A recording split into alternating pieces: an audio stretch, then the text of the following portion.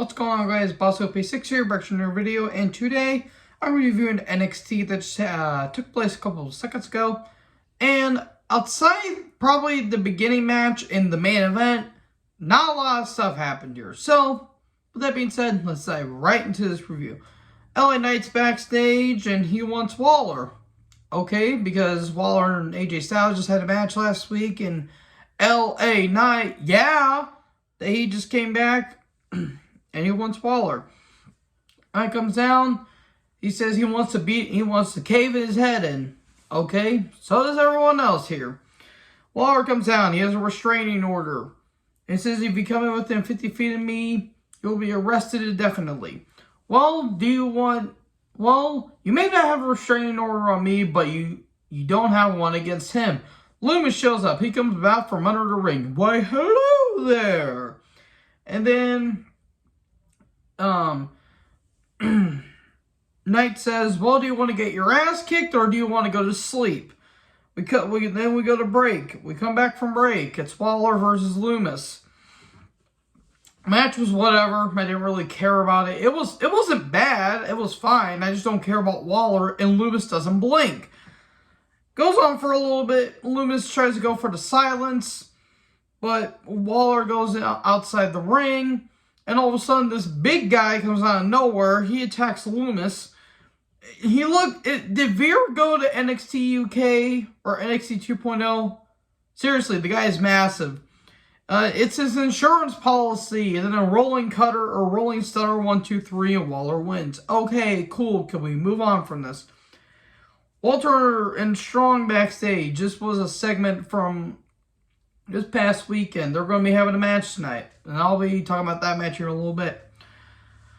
Okay, Dusty Rhodes Tag Team Classic Tournament. Hooray! We're phoning this in. Just like we're going to phone in for the women. Hooray! Briggs and Jensen, JYV, the Grizzled Young Veterans, the Creed Brothers, Jacket Time. Hooray, we need more Jacket Time. Gal del Fantasma, Bodhi Hayward and Andre Chase. Okay. Enofe and Blade and MSK. Okay, there's like 3 teams that are legitimate out of this. You can guess the 3. And then Legado Fantasma and MSK are backstage talking about, oh, you ain't gonna beat Enofe and Blade. About that. Imperium backstage, talking about the tag titles and talking about Walter. And how Walter's going to be strong tonight. Again, about that.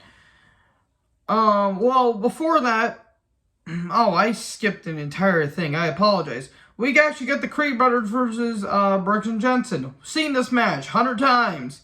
Well, not 100 times. Seen it before. Creed Brothers win. Okay.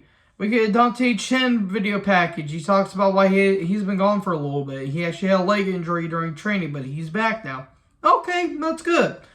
And then we get the, Imperium backstage and the whole vignette. You can talk about how the mat is sacred and all that stuff. Then we get Dante Chen versus Guru Raj. It goes on for a little bit, and then Duke Hudson attacks. Okay, stay out of his way. Okay, Joe Gacy and Harlan are backstage, and Aussie Jones is there. Do you believe anything that comes out of his mouth? Obviously, he's in a knee brace. He's in crutches. That's obviously going to lead to something. And then Rex Steiner's backstage, and then Elektra Lopez shows up. Sweet Christ, Elektra Lopez. And then Santos Escobar arrives. They're going to be having a match. They're going to be having a feud at some point. Pete Dunne Memorial with Tony D'Angelo, talking about their crowbar on a pole match. Yes, they had a crowbar on a pole match last week. I'm convinced Vince Russo's in the company again. Hence why the booking is ass. He wants to become a North American champion. And then Williams and Hayes show up. And they talk about Mo and Jerry and John and Humberto, whoever the hell. And then Graham shows up. He wants a shot at the North American Championship. They're going to be having a match next week to determine the #1 contender, basically. Briggs and Jensen are backstage. And then Casey and Kane, they want to go partying. Okay, this gimmick is shit. It's shit. That's what it is, because I don't care. And then Wendy Chu, who had a match with, they teamed up with against Toxic Attraction, I think, last week. What the hell was that, is what I'm asking. This gimmick is terrible, and it's not better that she was the Grudge Ghost. This is the Grudge Ghost, and this is in her true form. I don't get it. This is terrible. God, these characters are such ass. They don't give us a chance to, like, connect with them. It is god-awful. I'm about done looking at this review already, and you can tell. Yulisa Leon and Valentina Feroza video package. They're backstage. They're talking about how they want to be, they want to win the Dusty Cup for the women. Okay, that's fine. I like their energy. Dakota Kai shows up. They're having, Kai and Leon are going to be having a match later. And then Kaylee Ray took on Ivy Nile, who got a jobber entrance. So you knew that Kaylee Ray is going to lose. Match is fine. Nile's got a look. Kaylee Ray's good. And then Mandy Rose comes down. And then the most devastating maneuver in all professional wrestling, the surprise Rumble, is just a jackknife cover-up. 1, 2, 3, Nile wins. And then Rose attacks. And the Toxic Attraction come down. And then Persia Parada and Eddie Hart will come down. They're going to have a 6-man tag next week.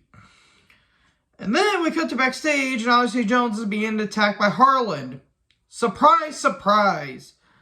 Saray video package. She's been gone for a little bit because she wanted to heal mentally and emotionally. Look, she actually had to, and she made a tweet saying why she can't win. All that stuff. She had to go back to Japan. If she actually had to, I'm glad that she's in a good place, and hopefully that she can do good moving forward. She said she found a necklace reminding her of her grandma. Her grandma's her hero. She's going to return, and she's going to be the warrior of the sun. Okay, then. I mean, I don't mind Saray. She's fine enough. And then we get Legado del Fantasma versus Enofe and Blade. It's a quarterfinal match. Okay, it was okay, just these matches were very short. Escobar interferes, and then Steiner shows up, and then, he grabs, the way I'm trying to show this is kind of weird, but he grabs Escobar, and Escobar knocks himself out on the apron, and then he carries he carries Escobar out, which I thought was kind of funny. And then the most devastating maneuver of all professional wrestling is a surprise roll-up. 1, 2, 3. Oh my goodness, Enofe and Blade win. Does that not telegraph you enough that they were going to win earlier? Jesus. So then Strong's backstage. They're going to talk about their match against Walter. Then Solo Sikoa talking about he's going to be facing against Boa next week in a False Count Anywhere match. Because Solo got hit with the fireball. Why is this feud happening and continuing? Bring your war paint, I'll bring mine. We get Dakota Kai and Yulisa Leon. It was fine. There was a really good follow-away slam into a bridge. That was a very good move. But in the end, kick in the corner, 1, 2, 3. Kai wins and goes to attack Feroza. But Leon, prevents that. Then Raquel Gonzalez is backstage. She says, I'll make excuses. And then Cora Jade shows up. How about we go into the women's tag team, tournament? Well, no, and stay out of my way. Okay. And then Enofe and Blade are backstage, and Steiner shows up. Just keep up the hype train and all that stuff. Then we get Walter versus Roderick Strong. This was beautiful. This was pretty damn good for the most part. There was a couple spots that were kind of but It was a bit slow, but it was still a pretty damn good match. David versus Goliath. Jesus, the chops were just brutal, especially from Strong.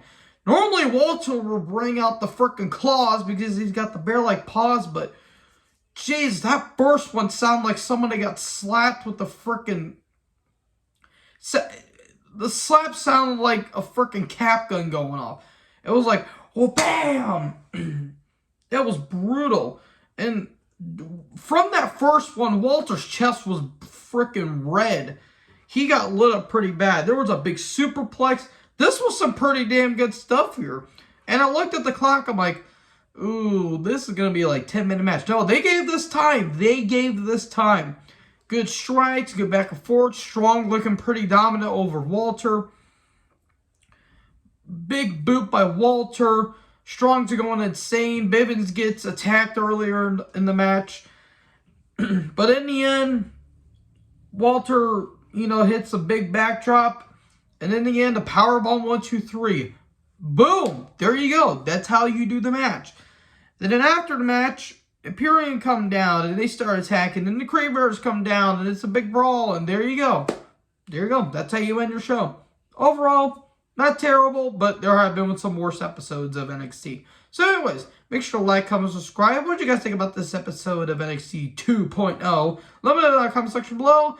Join the herd. Talk to you guys next video. Peace out.